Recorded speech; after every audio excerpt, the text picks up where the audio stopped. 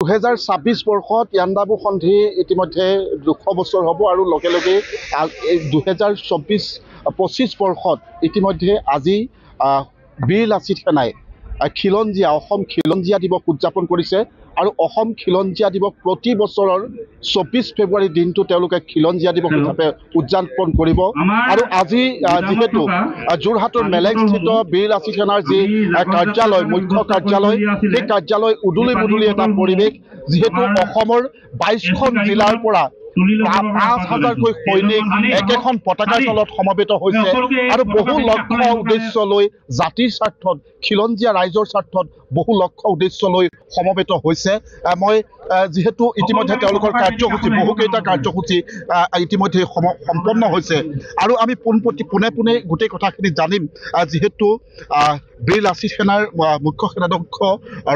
ৰন্টু পানীফুকন ডাঙৰীয়া আছে আমি তেওঁৰ পৰা গোটেই কথাখিনি জানিম যেহেতু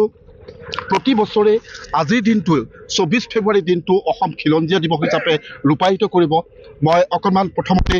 ৰন্টু পানীফুকন ডাঙৰীয়াৰ ওচৰলৈ আহিছোঁ যেহেতু এটা আজি ক্ষণ ঐতিহাসিক ক্ষণ হিচাপে বিবেচিত হ'ব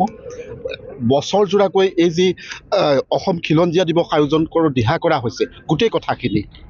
2007 চনৰ খিলঞ্জীয়া অধিকাৰ চনদৰ ভিত্তিত যে অসম ভূখণ্ডত খিলঞ্জীয়া কোনখিনি আমাক 1826 24 ফেব্ৰুৱাৰী ইয়াণ্ডাবু সন্ধিয়ে স্পষ্ট ৰূপত আমাক এই বাৰ্তাটো দিছে আৰু সেইকাৰণে আমি ভাবোঁ যে যোৱা সময়ত যিবিলাক বিভ্ৰান্তিকৰ কথা বতৰাই অসমৰ খিলঞ্জীয়া জাতি জনগোষ্ঠীক বহুদা বিভক্ত কৰিবৰ কাৰণে যিটো শক্তি ইতিমধ্যে কাম কৰিছে তেওঁৰ বিৰুদ্ধে আমি ঐক্যবদ্ধ এখন সংগ্ৰামৰ আমি পোষকতা কৰিব লাগিব আৰু আমি এটা বস্তু সদায় চাব লাগিব যে এটা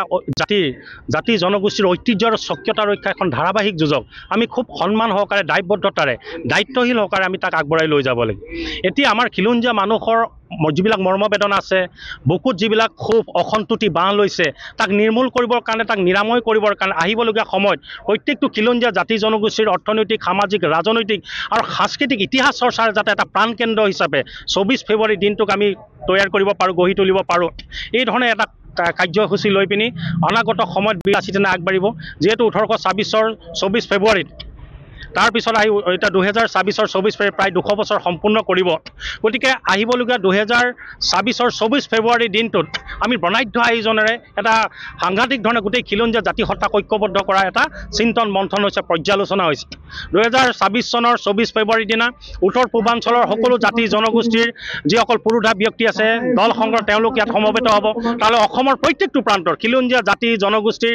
সকলো পুৰোধা ব্যক্তি তেওঁলোক আহি ইয়াত ঐক্যবদ্ধ হ'ব আৰু ভৱিষ্যতলৈকে যাতে ঐক্যবদ্ধ হৈ জাতিটোলৈ অহা প্ৰত্যেকটো প্ৰত্যাহ্বান প্ৰত্যেকটো অখনি সংকেত আমাৰ ভাষা কৃষ্টি সংস্কৃতিলৈ থকা প্ৰত্যেকটো প্ৰত্যাহ্বানক যাতে সন্মিলিতভাৱে আমি তাক মোকাবিলা কৰিব পাৰোঁ এই ধৰণৰ এটা প্ৰক্ৰিয়া এই পৰম্পৰাক যাতে আমি গঢ়ি লৈ যাব পাৰোঁ তাৰ কাৰণে অসম খিলঞ্জীয়া দিৱসক বীৰ লাচিত সেনা অসমে খুব দায়িত্ব সহকাৰে শ্ৰদ্ধা সহকাৰে ইয়াক আহিবলগীয়া সময়ত আগবঢ়াই লৈ গৈছিল নিশ্চয় অত্যন্ত গুৰুত্বপূৰ্ণ কথা জাতিৰ সংকটৰ সময়ত বিভিন্ন সময়ত মাত পাতি আহে শৃংখল চলিহা সকলোৰে পৰিচিত এটা নাম মই শৃংখল চলিহা ডাঙৰীয়া ওচৰলৈ আহিছোঁ যিহেতু আজি সময়টো ঐতিহাসিক ক্ষণ হ'ব একেখন পতাকাৰ তলত 5,000কৈ সৈনিক সমবেত হৈছে লক্ষ্য খিলঞ্জীয়া লক্ষ্য অসমীয়া জাতি গোটেই কথাখিনি লক্ষ্য খিলঞ্জীয়াসকল একগোট হোৱাৰ বীৰ লাচিত সেনাৰ প্ৰত্যেক সৈনিকৰ দায়িত্ব খিলঞ্জীয়াৰ প্ৰভুত্ব ৰক্ষা কৰা আমাৰ ভাষা সংস্কৃতি কৃষ্টি ৰক্ষা কৰা আৰু অনাগত দিনত সাম্প্ৰদায়িক শক্তিসমূহৰ বিৰুদ্ধে ফেচিষ্ট শক্তিসমূহৰ বিৰুদ্ধে এখন সংগ্ৰাম হ'ব আৰু এই ভূখণ্ডত খিলঞ্জীয়াই আজন্ম মূৰ তুলি জীয়াই থাকিব আৰু আমি ইয়াত দ্বিতীয় শ্ৰেণীৰ নাগৰিক হৈ জীয়াই নাথাকোঁ ইয়াৰ পৰাই আজি চৰকাৰক স্পষ্ট বাৰ্তা দি দিছোঁ আমি ইয়াৰ দ্বিতীয় শ্ৰেণীৰ নাগৰিক নহয় কোনোবা বাংলাদেশৰ পৰা অহা মানুহে আমাৰ ইয়াত ছোৱালী ৰেপ কৰিব বিহাৰৰ পৰা অহা মানুহে আমাৰ ইয়াত মানুহ মাৰিব ৰাজস্থানৰ পৰা অহা মানুহে আমাৰ ইয়াৰ মাটি বাৰী কিনি শেষ কৰিব এইবিলাক গুণ্ডামি ভণ্ডামি চলিবলৈ দিয়া নহ'ব ইয়াৰ বিৰুদ্ধে কোনো নুযুঁজিলেও বীৰ লাচিত সেনা নামৰ এটা শক্তি আছে এটা সত্তা আছে এই সত্তাটোৱে যুঁজিব প্ৰয়োজনত হেংদাং হেংদাং আৰু হেংদাং ধন্যবাদ জনাইছোঁ মই কৈছোঁৱে যে 22খনকৈ জিলাৰ প্ৰায় 5,000 সৈনিক ইয়াতে সমবেত হৈছে আৰু এই যি মই বাৰে বাৰে কৈছোঁ তেওঁলোকৰ কাৰণে বীৰ লাচিত সেনাৰ কাৰণে এটা ঐতিহাসিক ক্ষণ হ'ব যিহেতু বীৰ লাচিত সেনাই খিলঞ্জীয়াৰ স্বাৰ্থত বিভিন্ন সময়ত মাত মাতি আহে আৰু বিভিন্ন ধৰণে তেওঁলোকে কাৰ্যসূচী ৰূপায়ণ কৰে আৰু যিহেতু এই যি কোৱা হৈছে যে অসম খিলঞ্জীয়া দিৱস এই খিলঞ্জীয়া দিৱসৰ যি তাৎপৰ্য বা তেওঁলোকে কি লক্ষ্য উদ্দেশ্য ৰাখি তেওঁলোকে এই যি কাৰ্যসূচী হাতত লৈছে সেই কথাখিনি ইতিমধ্যেই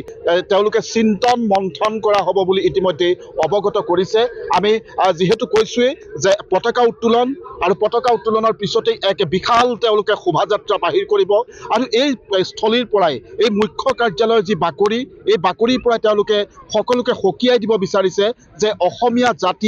জাতি হৈ থাকিব আৰু অসমীয়া জাতিৰ পক্ষত সদায় বীৰ লাচিত সেনাই মাত মাতি যাব আমি পোনে যিহেতু পতাকা উত্তোলন কাৰ্যসূচী আৰম্ভ কৰিবলৈ আগবাঢ়িছে আমি কাৰ্যসূচীৰ মাজলৈ লৈ যাব বিচাৰিছো কেৱল এটা আনুষ্ঠানিকতা মাত্ৰ কিন্তু এখন পতাকাই এটা জাতি এটা জনজাতিৰ এটা সংগঠনৰ মান সন্মান আৰু স্বাভিমান প্ৰদৰ্শন কৰে গতিকে আজি আপুনি দেখিছে কেইফুটমান ওপৰত নীলিম আকাশৰ ওপৰত অলপ সময় পিছত বীৰ লাচিত সেনাৰ পতাকাখন নীলিম আকাশত সগৌৰৱেৰে বীৰ লাচিত সেনাৰ স্বাভিমান প্ৰদৰ্শন কৰি ইয়াত কৰিবলৈ কিন্তু ইয়াত থকা প্ৰত্যেকজন বীৰ লাচিত সেনা অসমৰ সৈনিকে সংকল্প ল'ব লাগিব দৃঢ়তাৰে আত্মবিশ্বাস আৰু প্ৰত্যয়েৰে যে আজি আমি যেতিয়া ইয়াৰ পৰা গুচি যাম অসমৰ প্ৰত্যেকটো প্ৰান্তে হাজাৰ ফুট ওপৰত নীলিম আকাশৰ ওপৰত বীৰ লাচিত সেনাৰ এই পতাকাখন সগৌৰৱেৰে স্বাভিমান সহকাৰে জাতিটোক নেতৃত্ব দিব পৰাকে ই সগৌৰৱেৰে উঠি থকাৰ দায়িত্ব আমি কাণ পাতি ল'ব লাগিব গতিকে আমি আমাৰ আটাইতকৈ পবিত্ৰ যিখন মঞ্চৰ তলত আমি সকলো সমবেত হওঁ আমাৰ সন্মানীয় সভাপতি ডাঙৰীয়াক আমি পতাকা উত্তোলন কৰিবৰ কাৰণে অনুৰোধ জনাইছো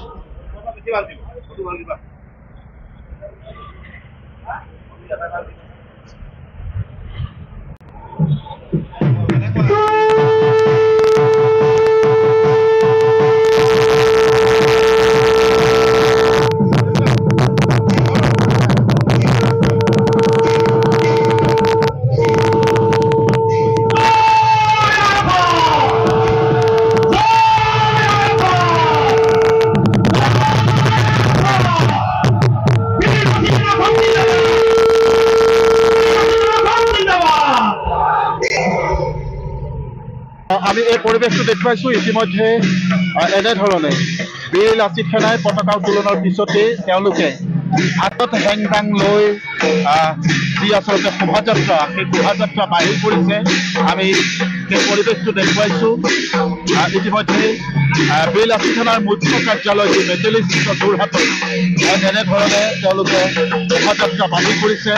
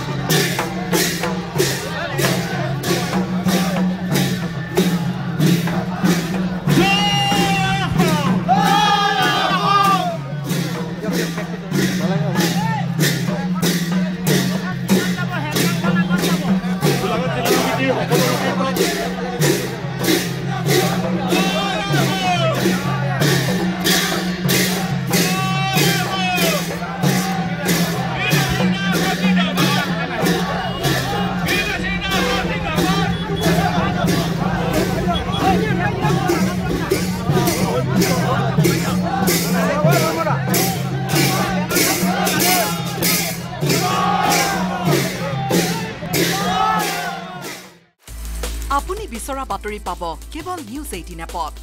নিউজ 18 এপ ডাউনলোড কৰিবলৈ স্ক্যান কৰক এই QR কোড গুগল প্লে ষ্টৰতো পাব এই নিউজ 18 এপ